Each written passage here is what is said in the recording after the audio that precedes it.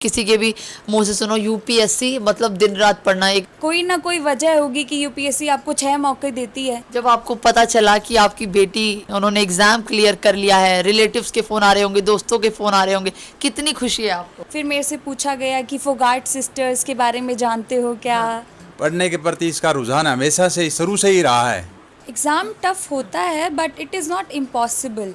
जो दूसरे बच्चों को पढ़ते हुए देखती थी कि भाई स्कूल जा रहे हैं तो मैं भी स्कूल जाऊंगी, मैं भी स्कूल जाऊंगी, और उसने उसी स्कूल में जाना स्टार्ट कर दिया। अगर आपको तलाश है एक बेहतरीन इंग्लिश मीडियम स्कूल और हॉस्टल कैंपस की, तो कक्षा 6 से 12वीं साइंस के लिए गुरु कृपा पब्लिक स्कूल घोड़ीवाड़ा बालाजी झुंझुनू का कैंपस है सर्वश्रेष्ठ विकल्प। जुड़िए और अपने बच्चों के सपनों को दीजिए नए पंख। नमस्कार, मैं दिव्या और इस वक्त आप देख रहे हैं झलको झुंझुनू। आप सभी जानते हैं कि सोमवार को यूपीएससी का रिजल्ट आया। उसमें से ही एक युवती हैं जिनका नाम निशा फोगाट है। उन्होंने 504 रैंक से अपनी भागीदारी निभाई है और कहीं ना कहीं वो मुकाम हासिल किया है जिस मुकाम को हासिल करने के लिए लोग सपने देखते हैं। इस वक्त निशा फोगाट हमारे साथ है। आखिर यूपीएससी के एग्ज़ाम को लेकर जो बातें किए जाते हैं कि इतना टफ एग्ज़ाम है, कैसे क्लियर किया जाएगा और क्या स्ट्रेटेजी इन्होंने अपनाई, उन्हीं सारी चीज़ों पे आज हम इनसे बात करेंगे और आपको मिलवाते हैं निशा फोगाट से। पहले तो मैम बहुत बहुत शुक्रिया आपका कि आपने टाइम दिया हमें। Thank you. और दूसरी चीज़, आपको बहुत सारा कॉन्ग्रेचुलेशंस कि कहीं ना कहीं इतना जो परीक्षा जो इतनी ज़्यादा टफ होती है जिसको पार करने के लिए जितनी मेहनत आप लोग करते हैं उसके बाद कहीं ना कहीं आज आपने 504 रैंक ले ही आई। हाँ, फाइनली मुझे भी ऐसा ही लग रहा है। Thank you. अच्छा, ये बताइए कि जब आपको पता चला कि आपके मार्क्स इतने आए हैं, उस टाइम कितनी खुशी थी? किसने सबसे पहले बताया था आपको? मेरी फ्रेंड ने रिज़ल्ट देखा था सबसे पहले, उसके बाद मैंने देखा था। हाँ, खुशी थी बट थोड़ा रैंक को लेकर दुख भी था। इतनी ज़्यादा रैंक है, दोबारा अटेम्प्ट देना पड़ेगा, बट एक मोमेंट के लिए हाँ खुश हूँ मैं। हाँ, खुश है। अच्छा, फिर तो फ़ोन आ रहे होंगे फैमिली के, रिलेटिव्स के बार बार? हाँ, फ्रेंड्स, फैमिली, रिलेटिव सब कॉन्ग्रेचुलेशंस भेज रहे हैं एंड विशेस भेज रहे हैं अपनी। अच्छा, लगा था एग्ज़ाम का रिज़ल्ट आने से पहले कि ये रैंक आ जाएगी आपकी और आप क्लियर कर लेंगे एग्ज़ाम?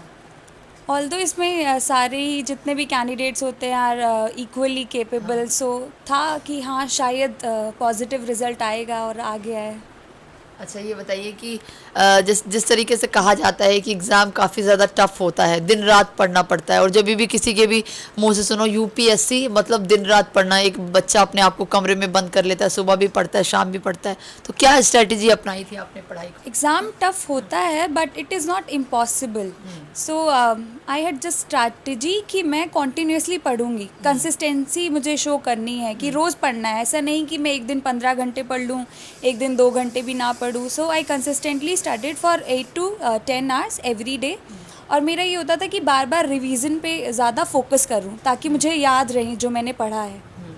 अच्छा, तो बाकी और चीज़ों के लिए टाइम निकालती थी या सिर्फ 10 से 8 घंटे पढ़ती थी, उसके बाद फिर सो जाती थी, उठती थी? मतलब पूरा रूटीन क्या था आपका पढ़ाई को लेकर?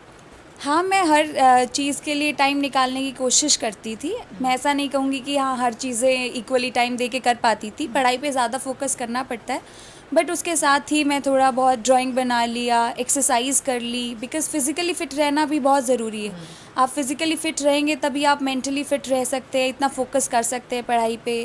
फैमिली के साथ गेट टुगेदर एंड फ्रेंड्स के साथ गेट टुगेदर भी थोड़ा बहुत चलता रहता था, बट इतना ज़्यादा नहीं। अच्छा, ज़्यादा नहीं चलता था, थोड़ा बहुत चलता था। हाँ, थोड़ा लिमिटेड। इंटरव्यू के दौरान ऐसा कोई सवाल आपसे पूछा गया हो जो बेहद दिलचस्प हो, जो बताना चाहती है? सारे सवाल ही मुझे ऐसा लगता है दिलचस्प थे। मेरी हॉबी है वॉचिंग एडवर्टाइजमेंट, तो उसमें काफ़ी अच्छे क्वेश्चन मेरे से पूछे थे कि जैसे मिसलीडिंग एडवर्टाइजमेंट कौन सी है, फेयर ऑफ लवली जैसे है, बोर्ड मेंबर ने खुद ने कहा। फिर मेरे से पूछा गया कि फोगाट सिस्टर्स के बारे में जानते हो क्या? तो आप फोगाट सिस्टर्स से रिलेटेड हो, आपका रिलेशन है, तो ये सब था। तो मतलब आपने सभी के जवाब दिए वहाँ पे? कोशिश करी जिनका आता था, और जिनका नहीं आता था उनको बता दिया कि मेरे को नहीं आता है, सॉरी। अच्छा, तो जब हम इंटरव्यू देते हैं उस दौरान अगर आपने इंटरव्यू दिया, कैसा लगता है? फील कैसा होता है? डर लगता है क्या? कैसा महसूस होता है उस दौरान?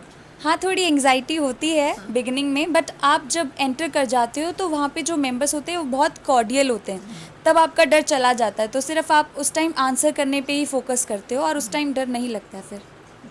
अच्छा, परिवार वालों की बात करें तो कितना सपोर्ट मिलता है आपकी मम्मी की तरफ से, आपके पापा की तरफ से? फुल 100% सपोर्ट मिलता है, फैमिली फ्रेंड्स सबसे। हमेशा ही मेरे साथ रहे हैं। फर्स्ट अटेम्प्ट में मेंस नहीं निकला तो भी साथ थे, अभी 504 रैंक आई है तो भी साथ हैं। उनका साथ is one of the biggest reason कि आज मुझे सक्सेस मिली है। अच्छा, ये बताइए कि अभी बहुत सारे, जैसे आपने बताया, रिलेटिव्स के फ़ोन आ रहे हैं, दोस्तों के फ़ोन आ रहे हैं, तो एक आप लोगों का कहीं ना कहीं ग्रुप होगा जो सब आप प्रैक्टिस कर रहे होंगे, तैयारियां कर रहे होंगे। कुछ फ्रेंड्स भी होंगे आपके जिन्होंने आपके साथ ही यूपीएससी का एग्ज़ाम दिया होगा, जिनका क्लियर हो गया। ऐसा कोई है आपको छोड़ के जिनका क्लियर हुआ है? मेरे पर्टिकुलरली क्लोज ग्रुप में नहीं हुआ है, बट थोड़े नोन हैं, उनका हुआ है किसी किसी का क्लियर। ऑल्दो अभी डिटेल्स पूरी पता नहीं है तो अभी मैं उस पर कमेंट नहीं कर सकती। अच्छा, ये बताइए कि अभी आपका सेकंड अटेम्प्ट था, पहले अटेम्प्ट में आपका नहीं हुआ। जैसे आपने बताया कि आपका परिवार तो आपको सपोर्ट करता ही है, लेकिन सवाल ये है कि बहुत सारे बच्चे ऐसे हैं जो पहला अटेम्प्ट देने के बाद निराश हो जाते हैं, फिर सोचते हैं कि यार नहीं होगा हमसे, नहीं कर पाएंगे, क्योंकि आपने भी सेकंड अटेम्प्ट दिया और आप अभी थर्ड अटेम्प्ट देने के लिए भी रेडी हैं कहीं ना कहीं। तो एक जो आपके अंदर डेडिकेशन है, वो जो है कि मुझे कुछ करना है, वो मेहनत करनी है, वो लेवल हासिल करना है, क्योंकि बहुत सारे बच्चे निराश हो जाते हैं पहले अटेम्प्ट के बाद ही और आगे फिर नहीं दे पाते एग्ज़ाम। उनके लिए क्या कहेंगे? मेरा यही कहना है कि निराश होने से तो सक्सेस आपको नहीं मिलेगी। सक्सेस सिर्फ हार्डवर्क करने से मिलती है। कोई बात नहीं, नहीं हुआ, कोई ना कोई वजह होगी कि यूपीएससी आपको 6 मौके देती है, कि वो जानते हैं कि कितना डिफ़िकल्ट एग्ज़ाम है। तो मुझे लगता है कि कोशिश करते रहनी चाहिए, उसी के बाद सक्सेस आपको डेफिनेटली मिलती है। तो देखिए, इस वक्त निशा जी ने बहुत सारी अच्छी अच्छी बातें बताई। इनके मम्मी पापा भी हमारे साथ हैं। जैसे इन्होंने बताया कि मम्मी पापा का जो साथ है वो शुरू से लेकर अब तक बहुत अच्छा मिला है। एक बार इनसे बात करेंगे कि आखिर इनका क्या कहना है। तो इनके मम्मी पापा हमारे साथ बैठे हैं। क्या नाम है आंटी आपका? कृष्णा। कृष्णा। जब आपको पता चला कि आपकी बेटी कहीं ना कहीं उन्होंने एग्ज़ाम क्लियर कर लिया है, रिलेटिव्स के फ़ोन आ रहे होंगे, दोस्तों के फ़ोन आ रहे होंगे, कितनी खुशी है आपको? मैं बहुत खुशी है कि बेटी ने मेरा नाम रोशन कर दिया। पूरे झुंझुनू में इस वक्त सब आपकी बेटी को जान रहे हैं। हाँ। तो मेरे को शुरू से छोटी थी जब से मैंने कभी इसको ये नहीं कहा कि बेटा तुम होमवर्क कर लो। ये अपने आप पे ही निर्भर रहती थी, बस मैं इसको देखती थी, बैठे ही मैं सब कुछ करती थी कि बेटा बहुत अच्छा। मुझे बहुत अच्छा लग रहा आज। देखिए, ये जो खुशी है वो शब्दों में तो जाहिर नहीं की जा सकती। उनके फेस पे ही साफ तौर पर नज़र आ रहा है कि कितनी ज़्यादा खुश हैं। सर भी हमारे साथ हैं, इनके ब्रदर भी हमारे साथ हैं। अच्छा सर, क्या नाम है आपका? मेरा नाम विजय सिंह फोगाट है। सर, आप तो दिल्ली पुलिस में कार्यरत हैं। मैं दिल्ली पुलिस में हूँ, एएसआई पद पे हूँ और पीएम सिक्योरिटी में प्रेजेंटली मैं ड्यूटी कर रहा हूँ। क्या कहेंगे सर, आज आपकी बेटी ने वो मुकाम हासिल कर लिया है? हाँ, देखिए, ये इंडिया लेवल का एग्ज़ाम है और इसको इन्होंने फाइट किया है और 504 रैंक हासिल की है। अंदर ही अंदर गौरवान्वित हैं और उम्मीद भी करते हैं कि आगे मेरी बेटी और कुछ अच्छा हासिल कर पाएगी। अच्छा, जब आपको पता चला कि आपकी बेटी की रैंक आई है और इस तरीके से 504 रैंक आई है, तब उस वक्त कैसा माहौल था? दोस्तों के तो फ़ोन आ ही रहे होंगे। कहीं ना कहीं दिल्ली पुलिस में आपकी भी वैल्यू आपकी बेटी की वजह से कहीं ना कहीं सर जो है आपको ऊपर हो गया होगा। बिल्कुल, किसी के भी पेरेंट्स के अगर बच्चा इस लेवल के एग्ज़ाम पर अगर उसको फाइट करके आता है तो ये तो जाहिर बात है कि हर आदमी समझेगा इस बात को कि भाई इसके बच्चे कितने काबिल हैं। तो अब अंदर ही अंदर हम इस बात को महसूस तो करते ही हैं। पढ़ने के प्रति इसका रुझान हमेशा से शुरू से ही रहा है। एक छोटे से गांव से निकलकर और इतने बड़े एग्ज़ाम को फाइट करना छोटी बात तो है नहीं। एक प्राइमरी, हमारा एक बहुत छोटा सा राजस्थान का एक छोटा सा गांव है सालम का बास, और उसके एक प्राइमरी स्कूल है उसमें। तो स्टार्टिंग में जब ये करीबन 3 साल की थी, उसी टाइम जो दूसरे बच्चों को पढ़ते हुए देखती थी कि भाई स्कूल जा रहे हैं तो मैं भी स्कूल जाऊंगी, मैं भी स्कूल जाऊंगी, और उसने उसी स्कूल में जाना स्टार्ट कर दिया। अच्छा। और उसके बाद फिर मैं थोड़ा दिन बाद में 1-2 साल बाद में दिल्ली इनको लेकर आ गया, दिल्ली में पढ़े और आज तो आप देख ही रहे हैं हर कि भाई ये किया है। अच्छा, तो यूपीएससी का जब इन्होंने सपना सोचा था कि ये करना है और यूपीएससी का एग्ज़ाम क्लियर करना, आईएएस बनना है, उस वक्त आप लोगों ने सपोर्ट तो किया ही होगा, लेकिन आपसे सबसे पहले शेयर करा या फिर आपने गाइड करा या इनका खुद का आइडिया था? देखो, ये वैसे तो आइडिया इनका खुद का ही था। मैं भी ऑलरेडी ग्रेजुएट था जब मैं डिपार्टमेंट में दिल्ली पुलिस में आया था। उसके बाद जब दिल्ली में, गांव में तो इतनी जानकारी नहीं होती थी, लेकिन दिल्ली आने के बाद पता लगा कि देखो इस लेवल पे एग्ज़ाम एक ग्रामीण बच्चा भी कर सकता है। और उसके बाद पढ़ाई की इन्होंने और ये लाइन चुनी। सर आप क्या कहेंगे, आपकी सिस्टर है?